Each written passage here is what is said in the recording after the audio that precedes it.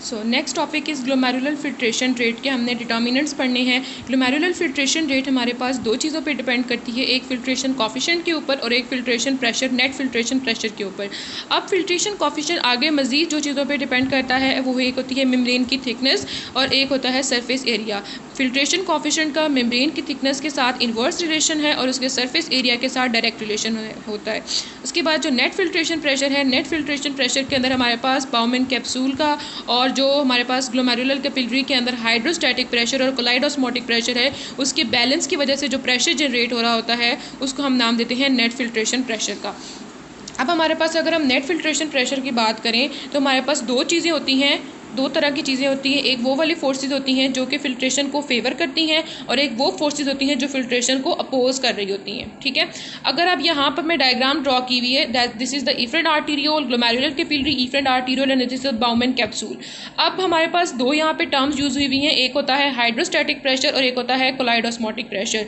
कोलाइडोस्मोटिक pressure का मतलब होता है जो प्रोटीन्स की वजह से होता है, ये उस किसी भी चीज़ का वो प्रेशर होता है जो किसी भी चीज़ को कहता है कि तुम उसी के अंदर रहो, वहाँ से उसको वो बाहर नहीं जाने देता। ठीक है, और जो हाइड्रोस्टैटिक प्रेशर होता है ये वाटर की वजह से, ये फ्लूइड की वजह से प्रेशर होता है और ये वो प्रेशर होता है जो किसी भी चीज़ को कहता है कि तुम मेरी जगह से निकल जाओ।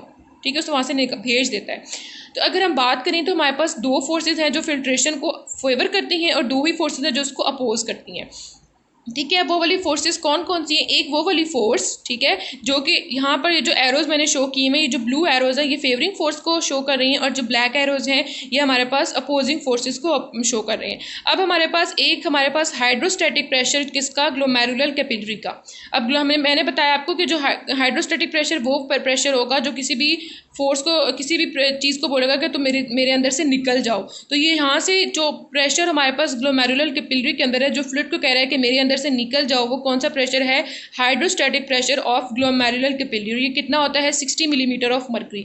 उसके अलावा दूसरा प्रेशर होता है हमारे पास कोलाइडोस्मोटिक प्रेशर ऑफ बाउमैन कैप्सूल। ये कितना होता है? 0 मिलीमीटर ऑफ मर्करी। अब सोचने की बात है कि ये 0 क्यों होता है। हमने पीछे पढ़ा कि प्रोटीन्स यहाँ पे फिल्टर्ड आउट होकर नहीं आती, जब प्रोटीन यहाँ पर आएंगे ही नहीं तो जाहिर बात है यहाँ पे प्रोटीन का प्रेशर 0 होगा। उसके अलावा अब वो फोर्सेस हमने पढ़नी है जो कि फिल्ट्रेशन को अपोज करती हैं। ठीक है, सबसे पहले वो हमारी फोर्स जो कि हमारे पास ग्लोमेरुलर, चलिए हम वो पढ़ लेते हैं, पहले पढ़ लेते हैं। सबसे पहले हमारे पास वो वाली फोर्स जो हमारे पास ग्लोमेरुलर कैपिलरी के अंदर प्रेजेंट है, यानी कि जो उसके कोलाइडोस्मोटिक प्रेशर ग्लोमेरुलर कैपिलरी का जो से कह रहा है कि भाई मेरे अंदर ही रहो, और उसकी वजह से वो उसको अपोज कर रहा है। और कोलाइडोस्मोटिक प्रेशर हमें पता है किसकी वजह से होते हैं? प्रोटीन्स की वजह से होते हैं, और प्रोटीन्स कभी भी फिल्टर आउट नहीं होती। उसके अलावा हमारे पास बाउमैन कैप्सूल का हाइड्रोस्टैटिक प्रेशर जो कि उसको अपोज कर रहा है, ठीक है, कि फिल्ट्रेशन नहीं होने दो। अब हमारे पास अगर हम इन दोनों का सम करें तो वो वाली फोर्सेज जो उसको अपोज करेंगे उनका सम बनता है 50, और अगर हम इनको सम करें तो हम जो फेवर करें उनका बनता है 60। तो हम अगर हम फिल्ट्रेशन वो वाली फोर्सेज जिसको फेवर करते हैं उनको अगर हम माइनस करते हैं net filtration pressure find out करने के लिए जो उसको अपोज करें, तो हमारे पास नेट फिल्ट्रेशन प्रेशर आ जाता है 10 मिलीमीटर ऑफ मर्करी। अच्छा, अब हमने net filtration pressure find out कर लिया, कितना निकला? 10 मिलीमीटर ऑफ मर्करी। अब फिल्ट्रेशन कॉफिशिएंट के हमें पीछे भी पढ़ा कि वो दो चीज़ों पे डिपेंड कर रहा था, मेम्ब्रेन की थिकनेस के ऊपर और मेम्ब्रेन के सरफेस एरिया के ऊपर। अब हमारी बुक के अंदर एक टर्म यूज़ की हुई है हाइड्रोलिक कंडक्टिविटी, इसका भी वही मतलब होता है मेम्ब्रेन की थिकनेस। हाइड्रोलिक कंडक्टिविटी कह लें या उसकी मेम्ब्रेन की थिकनेस बोल लें। अब फिल्ट्रेशन कॉफिशिएंट के लिए हमारे पास एक फार्मूला है, glomerular filtration rate over net filtration pressure. हमें पता है ग्लोमेरुलर फिल्ट्रेशन रेट कितना होता है? 125 ml पर मिनट, और उसका फिल्ट्रेशन कॉफिशिएंट कितना है? 10 मिलीमीटर ऑफ मर्करी। जब हम इनको डिवाइड करेंगे तो हमारे पास निकलेगा 12.5 ml पर मिनट पर मिलीमीटर ऑफ मर्करी।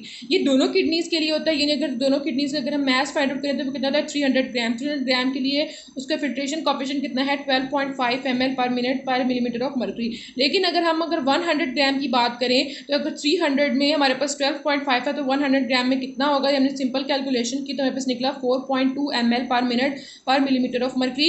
यानी कि आम कैपिलरी के मुकाबले के में अगर हम किडनी के अंदर जो ग्लोमेरुलर कैपिलरीज है उनके अंदर अगर उसका फिल्ट्रेशन कॉफिशिएंट देखें तो वो कितना ज़्यादा है? 4.2 ml पर मिनट पर मिलीमीटर ऑफ मर्करी, बहुत ज़्यादा है। आम कैपिलरी में 0.4 होता है, और बाकी किडनी में देखें कितना ज़्यादा है? 4.2 ml पर मिनट पर मिलीमीटर ऑफ मर्करी। ये उन्होंने बुक में एक छोटा सा कंपैरिजन बताया।